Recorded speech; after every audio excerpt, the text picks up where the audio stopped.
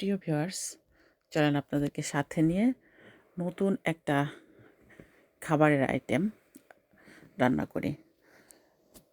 আসসালামু আলাইকুম। আমি সিফাত, জার্মানি থেকে।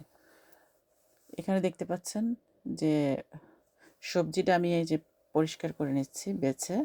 এগুলো হচ্ছে এদেশের ভাষায় বলে রোজেনকোল, আর ইংলিশে বলে হচ্ছে ব্রাসেলস স্প্রাউটস।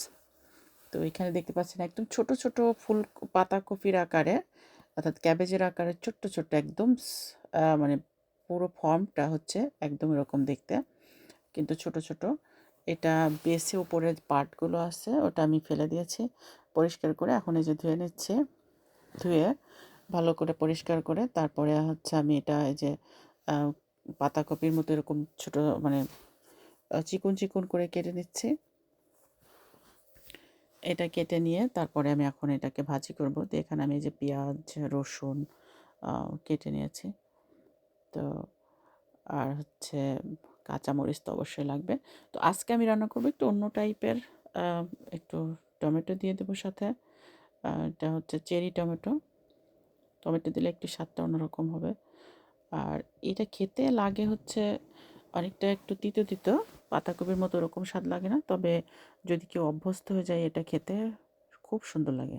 তো চলুন কীভাবে আমি রান্না করতেছি দেখিয়ে দিই আপনাদের। এই যে আমি এখানে কড়াইতে তেল দিয়ে পেঁয়াজ আর একটা তেজপাতা দিয়ে দিলাম, কাঁচামরিচ, রসুন, তারপরে হালকা আমি এখানে আস্ত জিরাও দিয়ে দেবো সাথে। দিয়ে এটাকে ভালো করে ভেজে ব্রাউন করে মানে ব্রাউন করা পর্যন্ত ভাজবো। ভেজে এই পেঁয়াজটা বা এটা ভালো করে ভাজা হয়ে গেলে এটা আমি মানে তুলে রাখবো। তুলে রেখে তারপর হচ্ছে এটা এই কড়াইতেই, এই কড়াইয়ের ভিতরেই আবার আমি মানে সবজিটা দিয়ে দেব। তো ওই যে এখানে আমি ভেজে নিচ্ছি ব্রাউন হওয়া পর্যন্ত। এখন আমি এটা এই যে দেখতে পাচ্ছেন যে আমি তুলে নিচ্ছি। এটা তুলে নেওয়ার পরে তারপরে আমি এই কড়াইয়ের ভিতরেই আবার আমি সবজিটাকে মানে এখন আমি আপাতত মানে প্রথমে আমি একটু টমেটোগুলোকে একটু ভেজে নেব। ভেজে নেওয়ার পরে তারপরে আমি হচ্ছে সবজিগুলো দিয়ে দেব। এখন এই যে দেখতে পাচ্ছেন আমি সবজিগুলো দিয়ে দিচ্ছি, অর্থাৎ পাতাকপির মতন ব্রাসেলস স্প্রাউটস। কিছু টমেটো থেকে গিয়েছিল, সেটা আমি দিয়ে দিচ্ছি সাথে।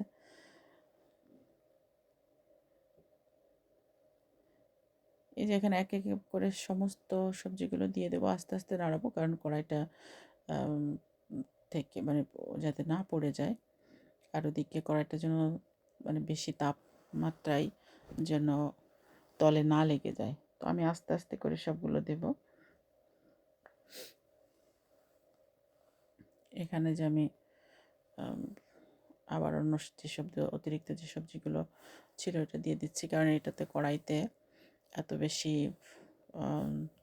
কড়াইটা এত ডিপ না যে সব একবারে দিলেই ধরে যাবে, এরকম নাড়াতে একটু অসুবিধা হবে। তো আপনারা যারা রান্না করেন তারা অবশ্যই সব জিনিসের সাথে ছোট ছোট টুটকি টাটকি যে বিষয়গুলো তারা হয়তো পরিচিত। আর যারা পরিচিত না তারা প্রথম রান্না করতে করতে শিখে যাবেন অনেক কিছুই। তো এই সবজিটা আমি প্রথম যখন এখানে এসেছি খেতে পারতাম না, একটু তিতা তিতা লাগতো। তো যখন জানতে পারলাম এটা প্রচণ্ড রকমের একটা উপকারী সবজি, এটা অনেক ভালো একটা সবজি শরীরের জন্য, তো তখন আস্তে আস্তে খেতে খেতে আমি অভ্যস্ত হয়ে গেছি। কিন্তু এখন এর স্বাদটা আমার কাছে অনেক ভালো লাগে। যেমন করলা যে তিতা, মানুষ প্রথম যখন খেতে পারে না, পরে করলা দেখলে ভাজি করলে বা এর যে সেন্টটা ওটা নাকে আসলেই খাওয়ার জন্য একটা মানে রুচি চলে আসে। তো এটা ঠিক ওই টাইপের এই খাবারটা আমার ভীষণ ভালো লাগে। রুটি দিয়ে আমি এই ভাজিটা আমি রুটি দিয়ে খেতে পছন্দ করি বা ভাত দিয়ে, যেভাবেই হোক। আর মূলত এটা এদেশের মানুষ সিদ্ধ করেই খায় লবণ দিয়ে, একটু বাটার দিয়ে কড়াইয়ের উপরে নেড়ে চেড়ে, অথবা এরা হচ্ছে